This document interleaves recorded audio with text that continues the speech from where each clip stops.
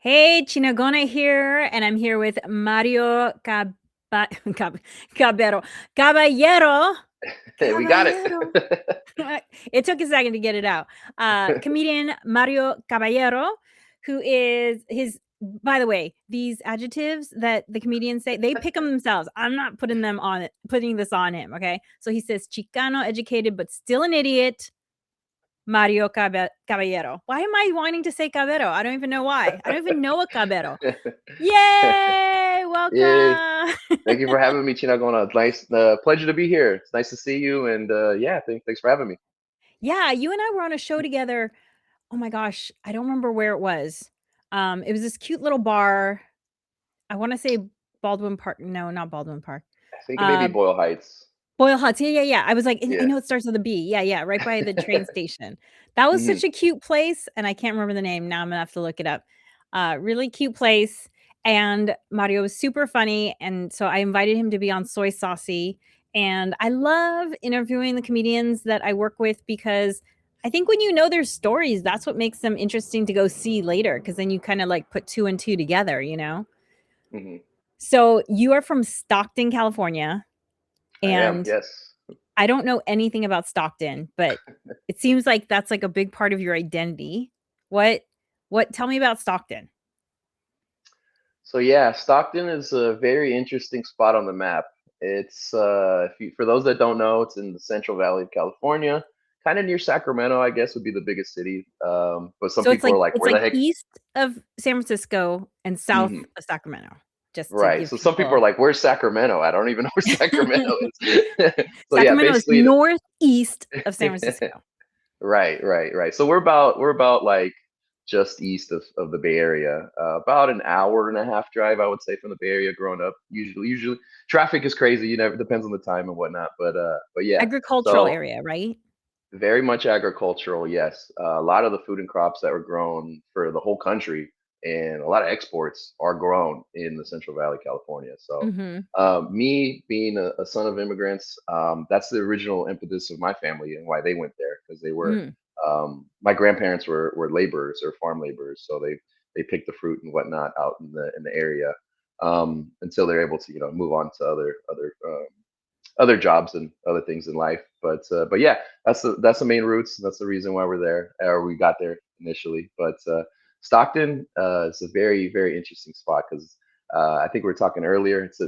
When I grew up there, it was at one point the most diverse city in all of America. So I got to grow up with like a little bit of like everybody. So Uh-huh. it's something that I kind of did it. I kind of you take for granted a little bit, and then Right. you meet other people and you figure out where their background's from, and you're like, oh, mine was pretty unique actually. So I take it as a blessing that I was able to know so many different people from so many different walks of life. People who had literally, I had a friend whose could trace his lineage all the way back to the Mayflower. Oh, Yeah, wow. in elementary school, and at the same time, I had friends who had just recently come to America. So it's like the Yeah. gamut of it, and yeah, So when so you came to LA, was coming to a diverse city like LA, so it wasn't that big a difference for you? I personally, yeah, I didn't find it that big of much of a difference. You walk around any part of town and you see people of different shapes and sizes, colors, whatever. That wasn't too new to me. But then Uh-huh. I talk to other people and they feel kind of weird, like, oh my God, there's so many of these people. I've never seen these people. I've never heard this language heard over here or stuff like that. And I'm like, oh, that's new to you? Like what? Like it's just kind of like normal, I guess, in my respect. Yeah. But yeah, it's just something you just don't really know until you kind of get outside of it. Yeah. But yeah, like I had friends that were Pakistani, Indian, Nigerian, even Filipino, Japanese, Chinese, like a couple Sikh friends. Like it was just runs the gamut, really. Yeah. Um, but yeah, when you move out here to LA, I notice it's a diverse city, but at certain times it can be a bit like secluded in terms of the different like ethnic groups. Like sometimes Mm. certain people live in certain areas, and sometimes they don't mix as much as other Mhm. cities. I would notice, but yeah. the diversity, that was always something I'm like, cool. You want to have pho today, and then we're gonna have like burritos tomorrow. That's perfect with me, right? Like I'll have ramen the next day, whatever. Right? Right. Yeah, you definitely get spoiled like that with the food, I know for sure. So why Chicano educated but still an idiot? Well, I did go to college, so I do have a degree. So I feel like I do have like the capability to know what the heck's going on and uh, to figure out, like what's the real story here. But at the same time, my head just goes into dumb places. So like sometimes I take that information and I just go like, oh, isn't this a dumb thought? And Like sometimes that's where what? my comedy comes from. Well, I'm perpetually online. Sometimes I'm online too much. So I read a lot of like weird stuff, conspiracy theories about the news. And I know recently there was one about the ex-president of Venezuela, Nicolas Maduro, and Uh-huh. there was a lot of photos taken of him when he was abducted, and then when he was brought to America and whatnot. But some people online, they noticed he was wearing a different outfit in every single photo, and some people were using that as to speculate, oh, maybe these are fake pictures, maybe it's AI, maybe he's taken a different location, maybe he's not even in custody, maybe he's in Cuba or something, hanging out with Tupac, right? So,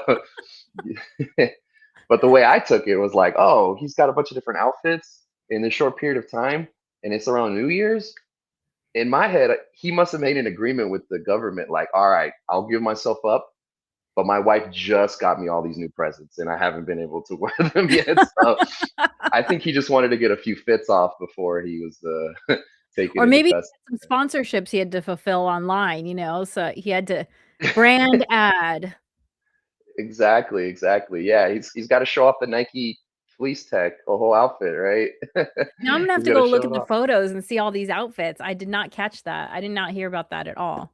One of them he has like a quarter zip on. The other one he has like a full suit jacket with like a whole like button down shirt, and it's like the other one he's just wearing a t-shirt. It's like how did he get all his clothes? Like what are they doing? That's funny. So So yeah, so you told me that your brother and sister recently moved to the LA area. correct. Uh do you feel like older brother responsible for them, or like does being an older brother, does that make it into your comedy? A little bit, a little bit. I'd say yes and no. Maybe in the sense that uh, I think that we saw that maybe getting some space leaving Stockton was probably good for my mental health. They saw I was having a Mm. good time. But they've both had their own career paths. Like they both are very much independent on their own. And my sister, she helps and does like physical therapy work.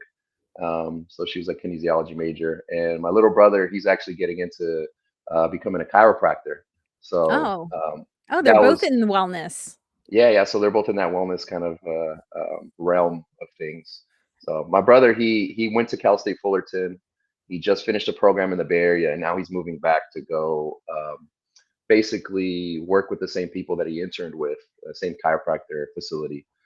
That's actually near Fullerton. So yeah, if anybody has back issues, I know a person. I know a few people. I've had a few people ask me already. So he's working on it. Yeah. That's cool. I mean, you always need wellness people in your life, right? So, I mean, you're on the younger side, so maybe you're not feeling it yet, but in like 10 years, you're gonna be really happy that you have those connections. It's already helped me like just the last few years. He's given me a few adjustments, and I've met and I've gotten treatment from the people that at the facility that he's worked with too. And Nice.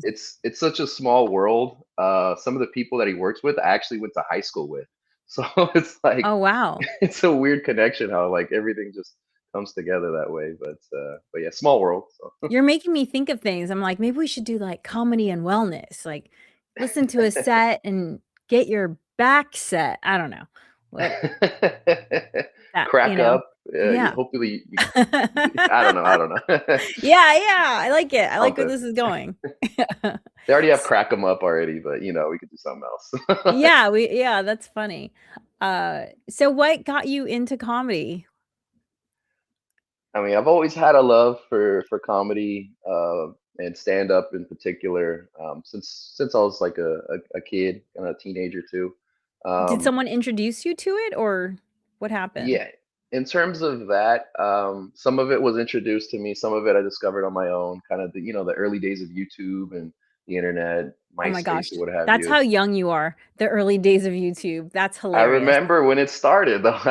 I was taking those embed codes and putting them into my MySpace page so that Oh my god, that's so so when you went funny. onto my page, it took like 10 minutes to load, but once it loaded, you had a bunch of entertainment.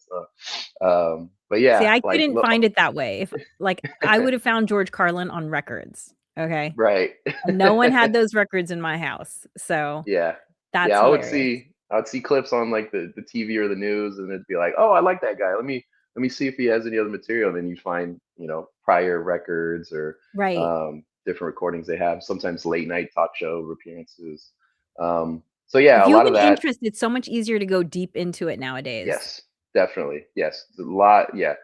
The world's at your fingertips with the internet nowadays. It's Yeah, all right there. So it's almost like there's too much where you get like yeah, lost in the weeds a bit. But yeah, definitely had a lot of love for that. Had a lot of friends who would just watch the Chappelle show and we'd quote all the lines in class. So there was a lot of that.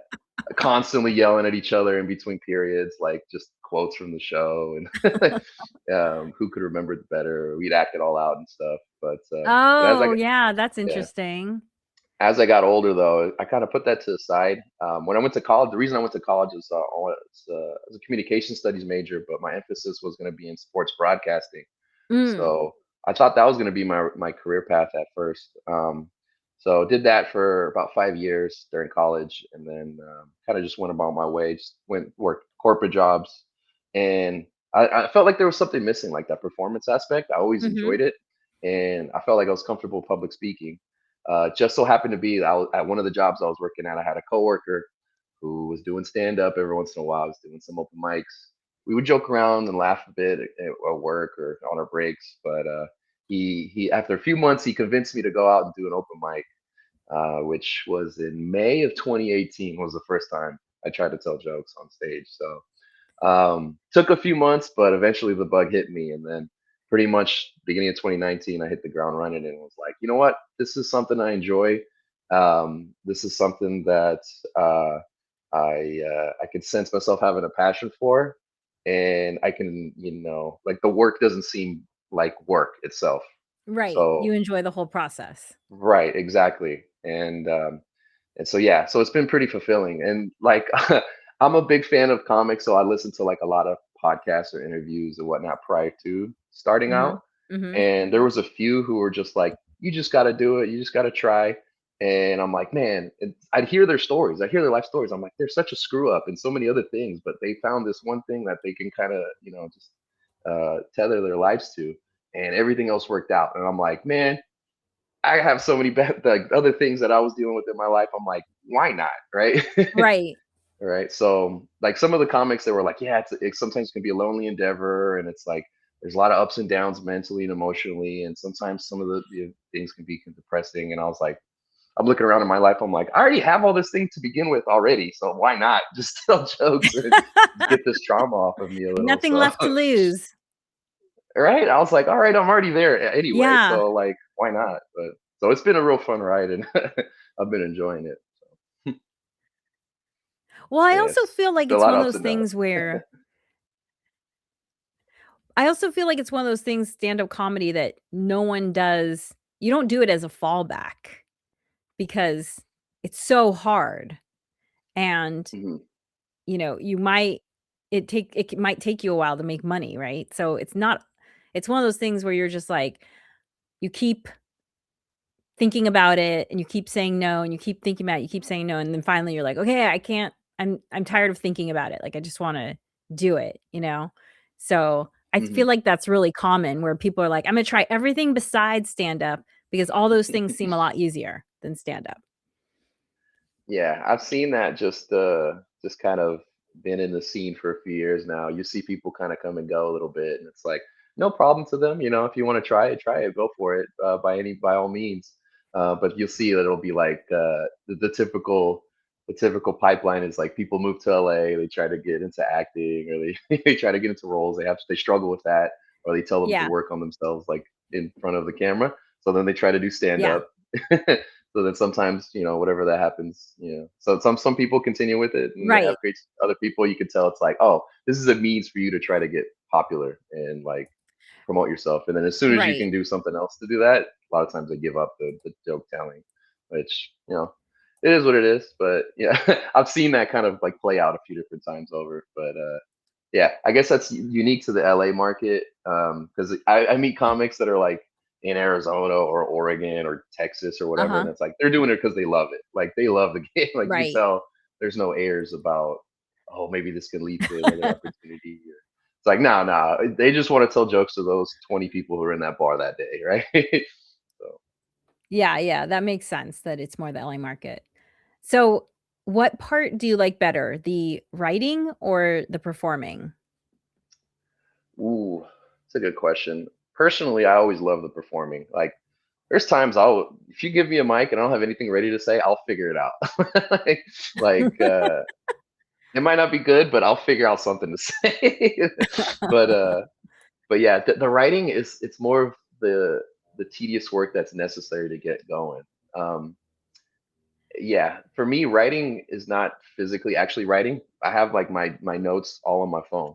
So anytime a certain thought Interesting, or really? something, yeah, anytime something comes up to my head of like, all right, oh, okay, I heard something on the news or I heard a song on the radio and I have a dumb thought.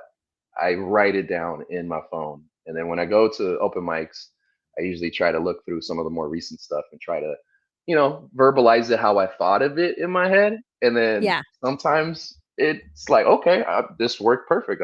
Like, oh, cool. Now I have a little chunk. And other times it's like, nobody enjoyed that. So it's like, well, where did it go wrong? And then, okay, try it a few more times. Still doesn't work. Okay. All right, I'm gonna put it aside and work on something different. right. But yeah, no, that whole process, it's to me, it's kind of a little intertwined. It's hard to break them up at times because sometimes you're Mm, in the moment performing, but you're also writing it as you're going. Because sometimes I'll have a thought, but I don't know where that thought leads me, and then I'm in the mm, moment, and now I'm going left over here, or I'm going mm, right this way. Um, and then subsequently, I'll go back to my notes and kind of add, okay, this worked. Oh, I did it this way. So add a little blurb or, um, yeah, I have like two main notes in my phone, and one of them is just my thoughts, and the other ones are like my set list, like what I'm trying to perform that day. So mhm. before I go on stage, I might write 5 jokes. I might only do two. I might do all five. You never know, right? Sometimes I breeze through them, or sometimes, oh, okay, the audience is working with me on this one. Now I got to mess with them a little bit more and to stay in that pocket, stay present. But yeah, I personally perform. Well, I like the performing aspect of it better, but the other side is always fun too because it's like just endless possibilities. I'm just sitting there going like, oh yeah, what if Maduro did have a TikTok account and he was doing the get ready with me like before Yeah, the I like abduction, that. like right? Yeah. Yeah. So that's fun also. Get ready with me as I get extradited. Yeah, exactly. Here's me texting the CIA. Doo-doo-doo-doo. I chose fleece for that casual moment. Yeah. My Okay, well, wife, my people can lovely. absolutely see you at Soy Saucy. The QR code's up there. Or you can go to soysaucy.com. You also have some other shows coming up? Yes, yes. I have a few shows that I help produce and run. Um, one of them I just ran this last Tuesday on the 13th at Thai Angel Bar. So we do a show. It's going to be every second and fourth Tuesday of the month, and it's a good show for to get a lot of my friends on. We usually have like 5 or 6 comics, and we have a good time there. A little bit more intimate venue, and then I have another show that I also help um, with the Cosmic Comedy Group over at Common Space down in Hawthorne, and it's at a brewery. And that one's monthly, so that's every first Wednesday of the month. And I know we didn't mention it before, but I'm also a DJ, so I help DJ the show. I do some stand up, and I do a little bit of everything there. But yeah, those shows have been great. Shout out to all my other co-producers on that. They've And been super should super amazing for a few years. and should people go to, like, your website or Instagram to find out where's the best place? Yeah, definitely my Instagram. So you can find me at Puro Caballero. That's Purocaballero. Or you can type in my name. You can kind of see it right here, Yeah, Mario yeah, yeah. Caballero. I'll put the You can link type to in it Mario too in the C. There's perfect. an image, cartoon image of me holding a microphone, so that's how you know it's me. So Well, thank you so much for joining me today. It was super fun, Mario, and I look forward to Soy Saucy on the 25th. yes, yes, look forward to it. Thank you so much for having me both on this show and on the 26th. And yeah, if anybody else is watching, hope to see you there as well. So thank you so much. Bye.